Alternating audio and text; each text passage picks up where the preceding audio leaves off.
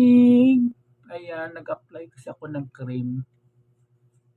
Yan, kasi dito lang ako sa bahay. So, ayun. Cream na pampabata. Charot lang. So, ngayon, for today's video, gagawa tayo ng lesson. Kasi, malapit ng bakasyon, kaya kailangan natin parami ng lesson. Magawa ko ng PowerPoint.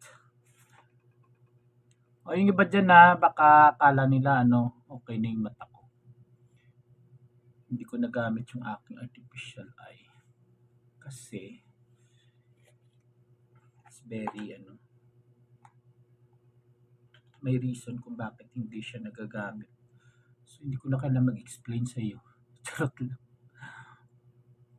Yan. Maganda tong cream na to kasi hindi ako nagkakatagyawat. In fact, lalong bumata yung skin ko. Charis! So, ayan. Nagawa tayo ng PowerPoint. Let's go! Yan yun yung mga background dyan. Normal na lang yun.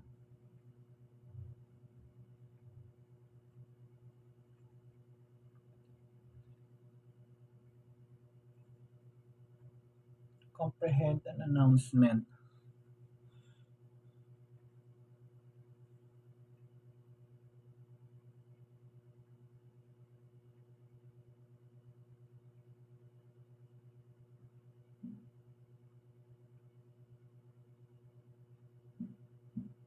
Tagal.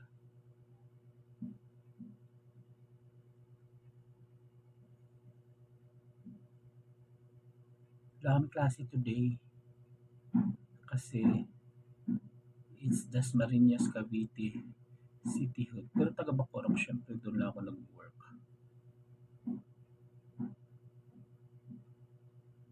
But for today, wala kaming pasok. Kaya, gawa na lang tayo ng lesson.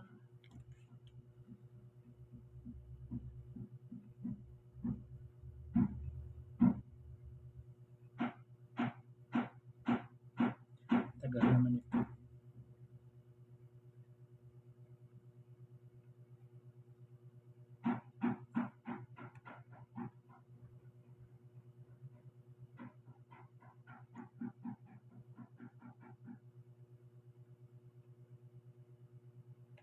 Tayo sa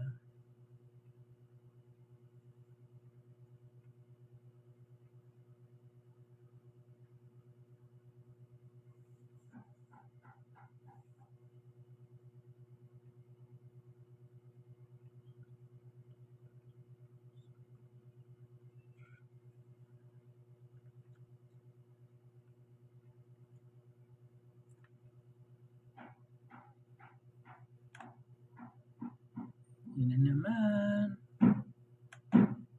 Ay, buti na lang.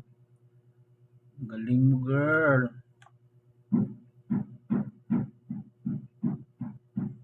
Sarap lang. So maybe 3 hours ako dito. And then, it's time to gala! Charis. Basta kailangan tayo may magagawa today. And after that, kung saan na tayo makarating mamaya. Di bali lang gagabihin pag-uwi, galing sa gala, basta nakagawa tayo ng bagay-bagay na at least kahit paano. Pero actually guys, galing ko lang talaga sa sakit. Almost more than a week ako nagkasakit. And then, ayun, kahit may sakit, pasok pa din. Pasok sa banga pa din. Diba?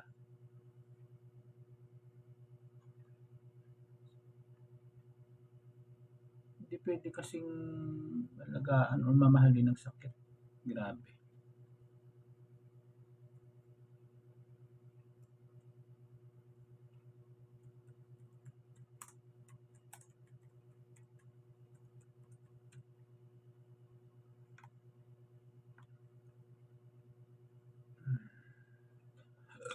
Excuse.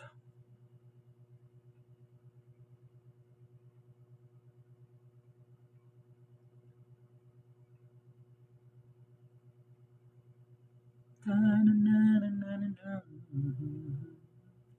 syempre gawa din tayo ng content. Pero gumaganda na yung skin ko eh. Parang more than a week na ako nag-a-apply nitong cream na to. Super okay naman siya. Malamig siya sa skin, malamig sa mukha, and then wala kang nararamdaman na kate or whatsoever na ano. Yung iba kasi di ba pag nag-a-apply ka ng cream, kung ano man yung cream na ginagamit natin, yung iba nangangati, nagkakaroon ng feeling of ano, of consciousness, charot.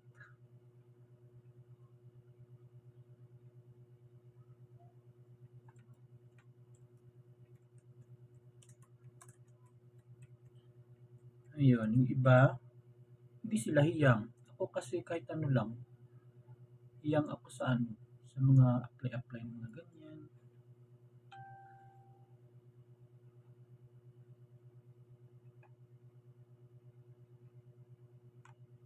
Kaya,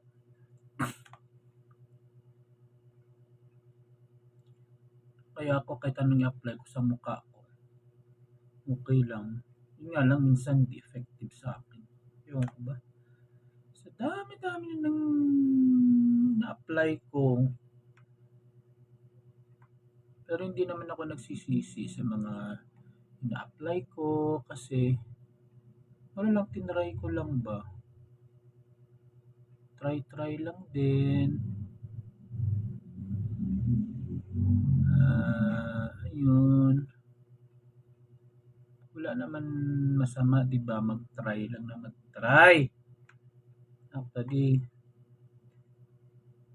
honestly, ang dami-dami ko nang nagagamit na ano, na eme-eme sa mukha. Although hindi naman siya, oo, magastos. I mean, hindi man siya, yung iba hindi man ganun ka-effective, pero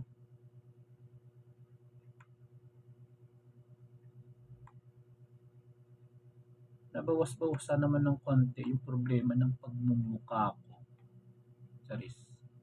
I mean, nagkakaroon naman ng ano, ano tawag dito? Pagbabago. Comprehend an announcement. To comprehend an announcement, you can try to understand the complete nature of meaning of the information it provides. Excuse. Announcement or public statement that inform people that something that has happened or will happen. They can be formal and have a specific purpose. Ayan. So we're talking about announcement. Ganun.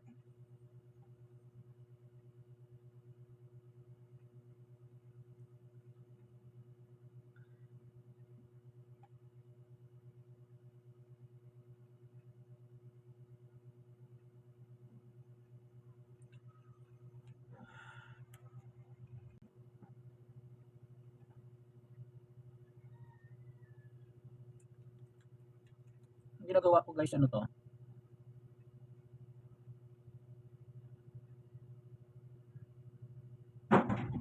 Gumagawa ako ng PowerPoint. And the first one I do right now is about what? Paano gumawa ng announcement? Ganun. So, mahirap mag-English major. Naku, Diyos ko po. This is my first time to handle my major. And then, actually, nag-start ako talaga sa basic. Nakakalungkot, diba? Kasi, nakakalungkot lang kasi,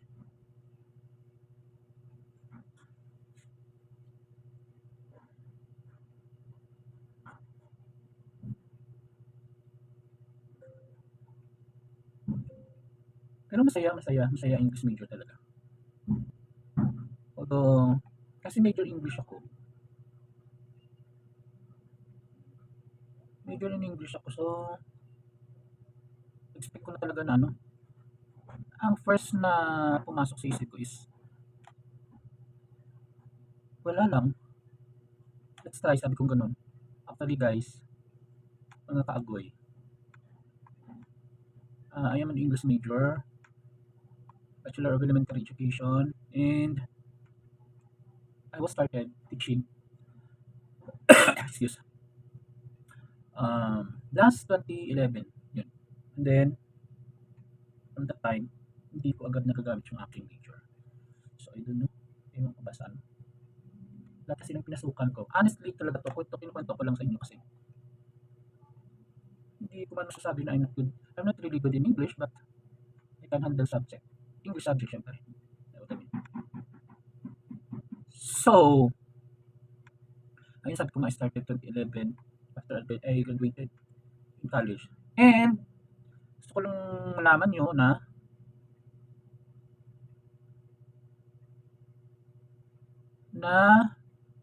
late na ako mag-college. So, it's not bad sa kagaya kong edad na nag-aaral right after how many years?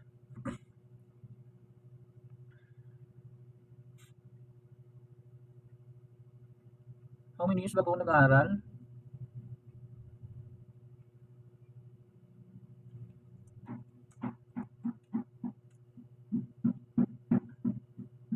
Very what do you call this one? Very late na talaga yung ano.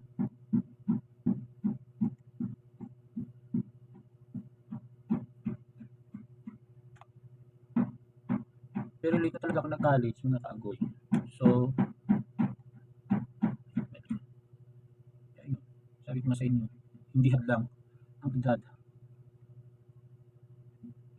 para hindi ka mag-aral. Diba?